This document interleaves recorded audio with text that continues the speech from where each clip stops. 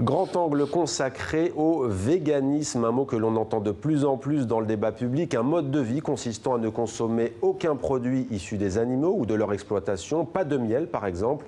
Pour beaucoup, il s'agit d'une utopie à la mode plutôt que d'un mouvement politique réaliste.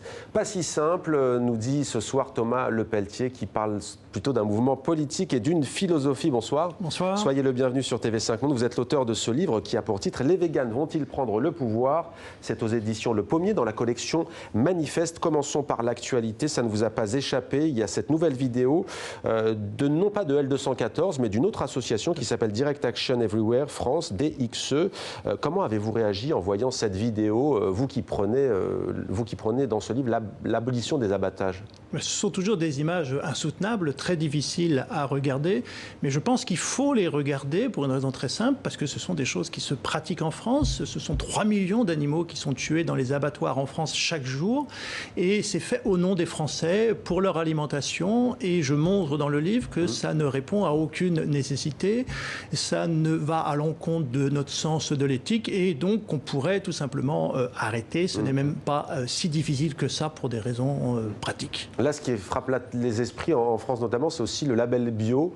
Le label bio sert souvent à masquer justement certaines pratiques. Tout à fait. Il y a une idée souvent qui est répandue en France que le problème vient de l'industrie, que le seul problème c'est parce qu'on fait ça à des grandes cadences, on fait ça à des grandes échelles, et que si on revenait à un élevage raisonné, bio, familial, à ce moment-là, on retrouverait un élevage sans cruauté et une façon d'abattre les animaux sans cruauté. Alors ça, c'est une illusion, parce que de toute façon, à chaque fois qu'on regarde concrètement comment ça se passe dans les petites structures, on s'aperçoit que c'est la même chose que dans les grandes structures, parce que finalement, on en revient toujours à la problématique fondamentale. Tuer un animal, c'est toujours un acte cruel. À la ferme, dans le temps, quand on tuait le cochon, c'était un acte difficile, c'était un acte violent qui, maintenant, est difficile et même serait toujours très difficile à regarder. On a gardé l'expression le cri du cochon, c'est pas pour rien. Donc, qu'on passe de l'industrie à grande échelle ou qu'on passe de la petite structure, de toute façon, on s'aperçoit que c'est toujours la même cruauté.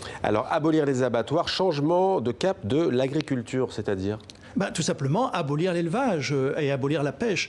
Nous n'avons pas besoin de continuer à perpétuer l'élevage, c'est-à-dire faire naître des animaux, les faire grossir et les tuer quand ils sont en général très jeunes pour les manger après, puisque nous n'avons pas besoin de manger des animaux. C'est faire naître des individus, parce que chaque animal est un individu.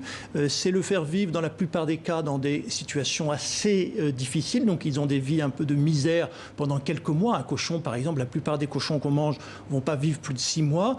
Ils vont vivre dans des espaces extrêmement réduits, sans voir la lumière du jour. Et puis après, au bout de 6 mois, on va les tuer dans des conditions souvent abominables, comme les nouvelles images le montrent. Donc on n'a pas besoin. C'est une pratique qu'on n'a pas besoin. Alors on l'a perpétuée, bien sûr. Elle est ancienne, comme je dirais, presque la nuit des temps. Ouais. Mais concrètement, vous savez très bien que ce n'est pas du jour au lendemain qu'effectivement les Françaises et les Français, que les citoyens du monde arrêteront de manger de la viande. L214, que je citais par exemple, c'est un article de loi qui fait déjà entrer dans la loi le fait que les animaux ont aussi des souffrances, qu'ils sont des êtres vivants à part entière.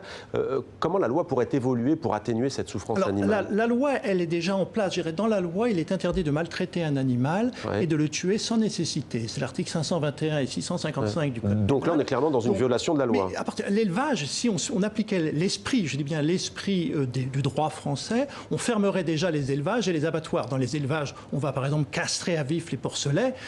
C'est forcément de la maltraitance. Et puis, de toute façon, dans tous les abattoirs, on va tuer les animaux. Or, il est écrit dans le Code pénal qu'il n'est pas, on n'a pas le droit de tuer un animal sans nécessité. À partir du moment où consommer de la viande n'est plus une nécessité, à ce moment-là, tuer un animal pour le manger n'est plus une nécessité. Donc, ça pourrait déjà tomber sous le coup de la loi. Donc, la question maintenant, il est juste plutôt d'ouvrir les yeux, comme ces vidéos nous incitent à le faire. On ouvre les yeux, on se rend compte, et tout le monde, tous les téléspectateurs, s'ils ont l'occasion de regarder ces vidéos, vont trouver ça insoutenable. Et en plus, ce qui est important, c'est qu'il n'y a pas de justification rationnelle. On pourrait se dire, de temps en temps, on est obligé de faire des choses horribles parce c'est la nécessité, c'est un peu une nécessité du mal. Or là, non, il n'y a pas de nécessité à perpétuer cette activité. Donc à partir du moment où on se rend compte que c'est abominable, qu'il n'y a pas de justification, on réfléchit aux moyens de mettre en place tout simplement l'abolition de l'élevage, des abattoirs, des bateaux de pêche. Vous parlez de viande in vitro. C'est quoi la viande in vitro ? Alors c'est la viande qui est développée à partir de cellules d'animaux qui se développent dans des tubes à essai, en gros pour simplifier, et qui vont se développer. Donc ça va donner de la viande, mais sans passer par la mise à mort d'un animal. Donc c'est pour les personnes, alors ce n'est pas encore sur les marchés, hein, c'est encore des choses qui se développent dans les laboratoires.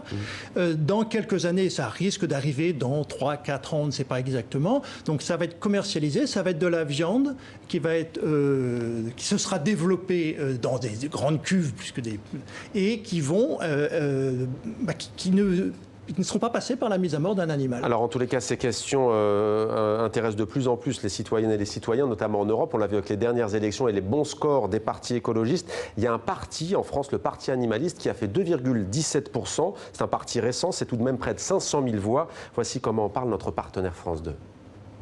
Après les élections européennes, le parti animaliste utilise toujours les mêmes affiches. Un petit chien et un petit chat qui n'ont pas été immédiatement pris au sérieux pendant la campagne. Je me suis demandé si c'était sérieux ou pas.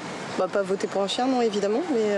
Ça fait partie des choses à défendre, mais pour moi, c'est pas forcément une priorité. Moi, j'aime les animaux, mais je vois pas pourquoi c'est politisé. On peut aimer les animaux et les respecter sans en créer un parti politique. Et pourtant, ce parti politique, créé il y a seulement 2 ans et demi, a obtenu plus de 490 000 voix. C'est à peine moins que le Parti communiste, presque le double de l'UPR de François Asselineau et le triple des Patriotes de Florian Philippot. Symptôme, selon ce philosophe, d'un changement de regard sur les animaux. Le parti animaliste a remporté un succès qui me paraît lié à la mutation profonde de nos idées aujourd'hui. Au lieu d'imaginer les animaux comme des choses, nous les imaginons de plus en plus comme des personnes. Et il y a un changement de nos façons de les ressentir, de notre sensibilité qui est profond. Le parti animaliste demande que cessent les mauvais traitements dans les abattoirs, certains élevages et dans le transport d'animaux. Il prône une végétalisation progressive de l'alimentation, une idéologie à part entière, selon sa fondatrice. Défendre les animaux, c'est un programme en soi parce que la cause animale touche l'ensemble des grandes thématiques de société. Cela conduit à remettre l'animal dans le débat au lieu de toujours se centrer exclusivement sur l'homme, de ne prendre en compte que les intérêts de l'homme. Il faut aussi prendre en compte les intérêts des animaux à côté de ceux de l'homme. Le parti animaliste compte à l'avenir présenter des candidats à toutes les élections, y compris à la présidentielle. Et avec nous en plateau, Thomas Lepelletier, auteur du livre « Les véganes vont-ils prendre le pouvoir ?» Peut-être une réaction à ce score, déjà 2,17%. C'est une très bonne nouvelle. Ça montre que les Français commencent à prendre au sérieux la question animale. C'est une question éminemment politique. Hein. Ça a une influence sur notre vie de tous les jours. Tous les jours, nous sommes en relation avec des animaux. Ils partagent avec nous la société, ils partagent notre pays. Nous ne pouvons pas déconsidérer leur présence. Mais en quoi c'est un mouvement politique concret ? En quoi, au-delà de la simple protection, le simple entre guillemets des animaux, c'est toute une philosophie selon vous ? C'est exactement, je dirais, le problème qu'on a eu avec le mouvement des femmes. On pouvait dire pendant longtemps, les femmes étaient exclues de la politique, elles n'avaient pas le droit de voter, elles étaient des sous-citoyens, et on pouvait considérer la politique ne concerne pas les femmes. Et un jour, on s'est dit non, les femmes, finalement, elles ont le droit de participer à la société, elles sont déjà partie intégrante de la société, il faut leur ouvrir les portes de la société.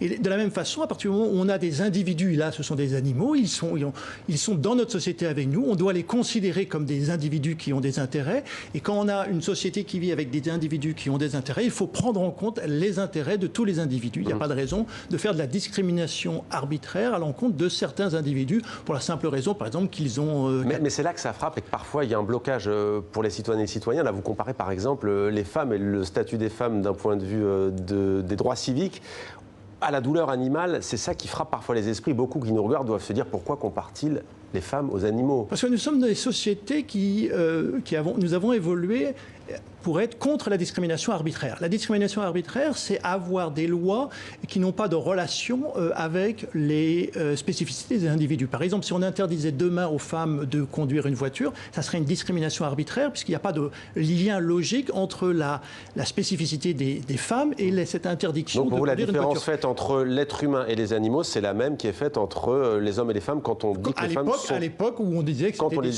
les discriminait. Donc ce qu'on cherche, c'est une discrimination qui ne soit pas arbitraire. À partir du moment où les animaux sont des êtres qui sont capables de souffrir et qui ont un intérêt à vivre, il n'y a pas de raison logique ou rationnelle de discriminer à l'encontre de ces animaux. Alors il y a 50 ans naissait ce qu'on appelle le spécisme et du coup, aujourd'hui, on parle d'antispécisme, c'est toujours très difficile à comprendre.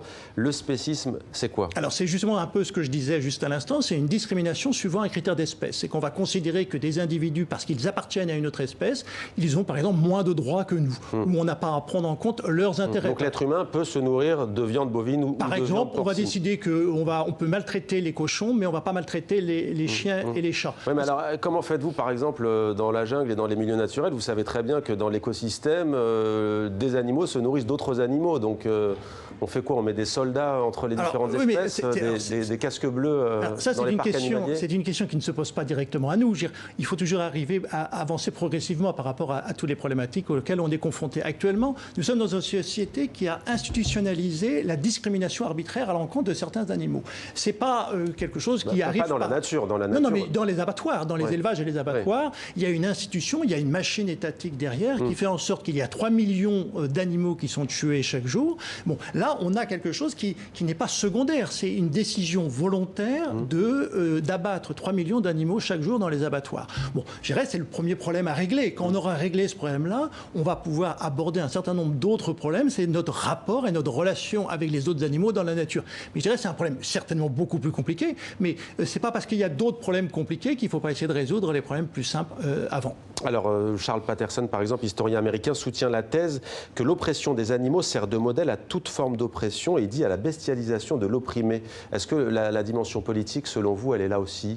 Tout à fait. On constate, si on fait du mal aux animaux, on constate. Alors, il y a beaucoup d'études qui montrent que les gens qui ont tendance à être cruels avec les animaux ont aussi tendance à être cruels avec les êtres humains. On peut montrer ça par des études de psychologie assez faciles. Et donc là, il y a vraiment, à partir du moment où on se soucie des animaux, on va se soucier davantage des êtres humains. Merci beaucoup Thomas Lepelletier d'avoir témoigné sur notre plateau. Les véganes vont-ils prendre le pouvoir? Édition Le Pommier, collection Manifeste. Merci à vous.